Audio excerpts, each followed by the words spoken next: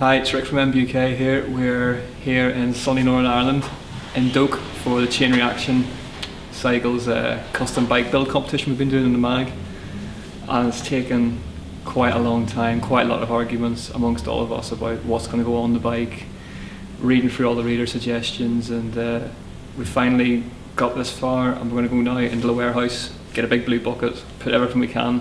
parts wise into the bucket obviously, and then build a bike.